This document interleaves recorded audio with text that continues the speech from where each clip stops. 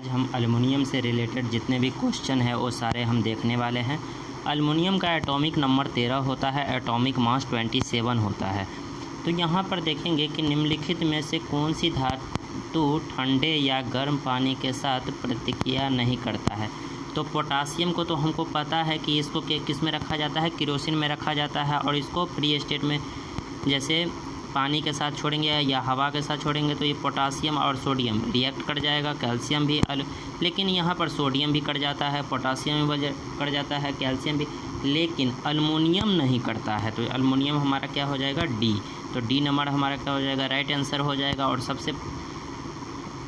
सबसे जानकारी नोट हम देखेंगे कि अर्थ पे यानी हमारा पृथ्वी पे पाया जाने वाला सबसे जो ज़्यादा एलिमेंट जो होता है वो कौन सा होता है, तो एल्युमिनियम पे ही पृथ्वी पर सबसे ज़्यादा पाया जाने वाला एलिमेंट होता है। तो ये भी हम देख सकते हैं। नेक्स्ट क्वेश्चन देख लेते हैं।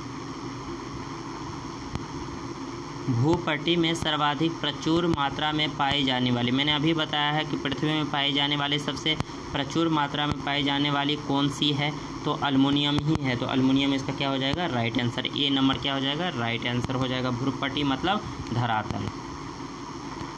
पृथ्वी पर सबसे अधिक पाया जाने वाला धातु, यानी हम देखेंगे कि वहाँ पर कौन सा था, तो हम देख सकते हैं कि प्रचुर मात्रा में पाई जाने वाली कौन सा है, तो एल्युमिनियम है सर्वाधिक प्रचुर मात्रा में। लेकिन यहाँ पर हमसे पूछ रहा है कि धातु वहाँ पे क्या है, एल्युमिनियम है, लेकिन पृथ्वी पर सबसे प्रचुर मात्रा में पाई जाने वाली धातु कौन सा है, तो पृथ्वी पर सबसे अधिक प्रचुर मात्रा में तो एल्युमिनियम ही इसका क्या हो जाएगा, राइट आंसर हो जाएगा। तो बी नंबर में एल्युमिनियम है, तो बी नंबर इसका क्या हो जाएगा, राइट आंसर हो जाएगा। यहाँ पे देखेंगे कि निम्नलिखित में से कौन सी धातु कार्बन अपचयन प्रक्रिया द्वारा निष्कर्षित नहीं की जा सकती, यानी हम देख सकते हैं क्या कि एल्युमिनियम धातु का निष्कर्षण हम कार्बन द्वारा कभी भी नहीं कर सकते हैं। एल्युमिनियम धातु का निष्कर्षण सिर्फ हम किसके द्वारा, इलेक्ट्रोलाइसिस के द्वारा कर सकते हैं। इलेक्ट्रोलाइसिस जिसको हम बोलते हैं क्या, इलेक्ट्रोलाइसिस, जिसको हम अपघटन भी बोलते हैं। हिंदी में इसको अपघटन भी बोलते हैं। अपघटन विधि द्वारा ही किसको हम करते हैं, तो एल्युमिनियम को। तो यहाँ पर हम देख सकते हैं कि एल्युमिनियम हमारा किसका, कौन सा धातु कार्बन द्वारा अपचयन नहीं किया जाता है, तो एल्युमिनियम कभी भी नहीं होगा। तो डी इसका क्या हो जाएगा, राइट आंसर हो जाएगा। नेक्स्ट क्वेश्चन देख लेते हैं। नेक्स्ट क्वेश्चन आ चुका है, निम्नलिखित में से कौन सा पदार्थ चमकदार दिखाई देता है, तो सल्फर हो गया, एल्युमिनियम हो गया, कार्बन हो गया और जिंक हो गया। तो सबसे ज़्यादा चमकदार कौन सा दिखाई देता है, तो एल्युमिनियम दिखाई देता है। एल्युमिनियम इसका क्या हो जाएगा, बी नंबर राइट आंसर हो जाएगा। नेक्स्ट क्वेश्चन देख लेते हैं। क्या है, उस यौगिक का नाम क्या है जिसे सूत्र Al2SO4 का होल ट्राई द्वारा व्यक्त किया जाता है। तो ऐसा क्वेश्चन आ जाए तो इसको किसके द्वारा करेंगे, तो हम देख सकते हैं एल्युमिनियम सल्फाइड के द्वारा, एल्युमिनियम सल्फर डाइऑक्साइड के द्वारा,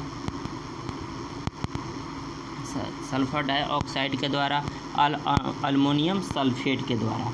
तो एल्युमिनियम इसका सल्फेट क्या हो जाएगा, सी नंबर राइट आंसर हो जाएगा।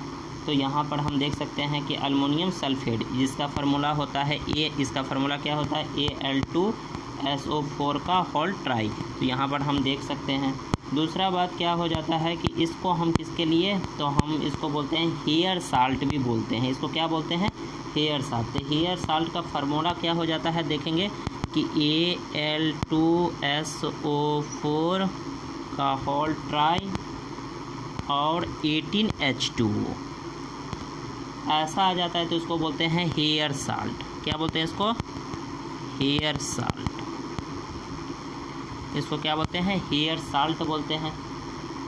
अब यहाँ पर हम देख सकते हैं क्या कि एल्युमिनियम सल्फेट का प्रयोग कपड़ों की छपाई और रंगाई में रंग बंधक के रूप में किया जाता है। इसका उपयोग हम फिटकरी बनाने में भी करते हैं। इसका फिटकरी जो होता है जिसको हम कटे हुए पे या दाढ़ी बनाते हैं तो लगाते हैं, तो फिटकरी बनाने में भी इसका उपयोग कर सकते हैं। तो उस यौगिक का नाम क्या है जिससे सूत्र Al2SO4 का होल ट्राई द्वारा व्यक्त किया जाता है, तो एल्युमिनियम सल्फेट।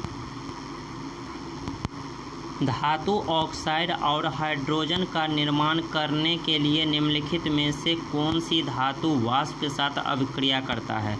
तो धातु ऑक्साइड और हाइड्रोजन का निर्माण करने के लिए निम्नलिखित में कौन से धातु वाष्प के साथ अभिक्रिया करता है। तो एल्युमिनियम हो गया, कॉपर हो गया, प्लेटिनियम हो गया और यहाँ पर देख सकते हैं सिल्वर हो गया। तो यहाँ पर हम देखेंगे क्या, तो एल्युमिनियम, कॉपर ये सारा तो नहीं करेगा, सभी धातु ऑक्सीजन के साथ क्रिया करता है और यह संगत धातु ऑक्साइड कहलाती है।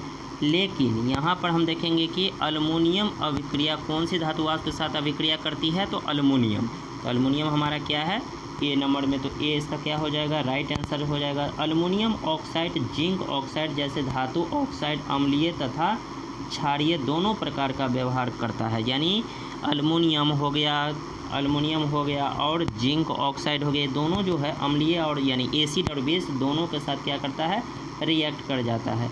दूसरा बात क्या, इसके करने से हाइड्रोजन गैस धातु ऑक्साइड उत्पन्न करती है। बिल्कुल सही बात है, तो यहाँ पर हम देख सकते हैं। नेक्स्ट क्वेश्चन देख लेते हैं कि Al2SO4 का होल ट्राई में ऑक्सीजन का प्रतिशत क्या है। ऐसा क्वेश्चन यदि पूछ ले तो इसको हम क्या करते हैं, ऐसे हम डायरेक्ट नहीं बना सकते हैं। इसको बनाने के लिए क्या चलता है, तो एक फार्मूला चलता है। वो फार्मूला क्या है तो हम बताते हैं। यहाँ पर हम देखेंगे कि Al2, सबसे पहले तो हमको एटॉमिक नंबर जो है या एटॉमिक द्रव्यमान दोनों याद होना चाहिए। तो एल्युमिनियम का जो होता है वो हमको पता है कि एल्युमिनियम का कितना होता है। तो यहाँ पर हम देख सकते हैं क्या 26.98, जिसको हम 27 भी अप्रॉक्स में लिखते हैं। इसको क्या लिखते हैं, तो यहाँ पर हम देखेंगे 26.98, जिसको अप्रॉक्स में इसको क्या 27 भी लिखते हैं, जो हम पहले ही बता चुके हैं। लेकिन एग्जैक्ट जो वैल्यू होता है 26.98 होता है। और ये कितने हैं, तो 2 है। तो इसका मतलब क्या है कि इसको 2 से मल्टीप्लाई कर देंगे, क्योंकि एल्युमिनियम का 1 है और ये 2 बार है, तो 2 से मल्टीप्लाई कर देंगे। तो 2 से जो मल्टीप्लाई करेंगे तो हो जाएगा 53.96 यूनिट। कुछ नहीं है तो यूनिट में हो जाएगा, तो इसको यू से डिनोट करेंगे। आगे बढ़ते हैं तो यहाँ पर क्या है, तो SO4 का होल ट्राई। तो सबसे पहले सल्फ़र का हमको पता होना चाहिए। तो सल्फ़र का कितना होता है, तो सल्फ़र का 32 होता है। और ये कितने टाइम्स है, तो ये 3 टाइम्स है। तो 3 टाइम्स इसको कर देंगे, 3 टाइम्स करेंगे तो हो जाएगा 96। तो यहाँ पर हम देख सकते हैं। दूसरी बात कि यहाँ पर ओ ऑक्सीजन का कितना होता है, तो ऑक्सीजन का हमको पता है कि कितना होता है, 16 होता है। और ये कितने टाइम से है, तो यहाँ पर 4 टाइम से है और 3 टाइम से, यानी टोटल मिला के 12 टाइम से। तो पूरा मल्टीप्लाई करेंगे तो कितना हो जाएगा 190, कितना हो जाएगा 192 यूनिट हो जाएगा। तो यहाँ पर हम देख सकते हैं 192 यूनिट, ये सारा यूनिट में आ चुका है। अब इसको सारा को हम क्या करेंगे, ऐड कर देंगे। तो हमारा क्या हो जाएगा, यहाँ पर हम देख सकते हैं कि Al2SO4 का होल ट्राई, ये पूरा ऐड कर देंगे तो कितना हो जाएगा 53.96 प्लस 96 प्लस 192, ये सारा क्या है यूनिट में है। तो सारा को ऐड करेंगे तो हमारा कितना हो जाएगा 342.14 यूनिट, यानी इतना यूनिट हमारा हो गया।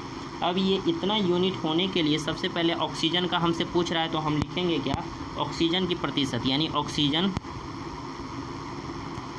का प्रतिशत हम शॉर्ट में लिख दिए हैं, ऑक्सीजन का प्रतिशत। ऑक्सीजन का प्रतिशत हमारा क्या हो जाता है, इसके लिए हमारा फार्मूला होता है क्या, द्रव्यमान बाई टोटल अमाउंट का द्रव्यमान। यानी हमारा इसका ऑक्सीजन का कितना है, तो ऑक्सीजन का हम देख सकते हैं ऑक्सीजन का कितना निकाले हैं 192, यानी 192 ऑक्सीजन का द्रव्यमान अपॉन बाई टोटल का द्रव्यमान। तो टोटल का द्रव्यमान कितना निकला है, तो 342.14। इसके लिए हमारा क्या है, ये हम देख सकते हैं। अब इससे इसको डिवाइड करेंगे तो हमारा कितना हो जाएगा, इससे इसको डिवाइड करेंगे, हाँ परसेंटेज में हम निकाल रहे हैं, तो परसेंटेज के लिए हम क्या करेंगे 100 से मल्टीप्लाई करेंगे। तो 100 से जब मल्टीप्लाई करेंगे तो ये पूरा हमारा सॉल्व होकर कितना हो जाएगा 56.12%।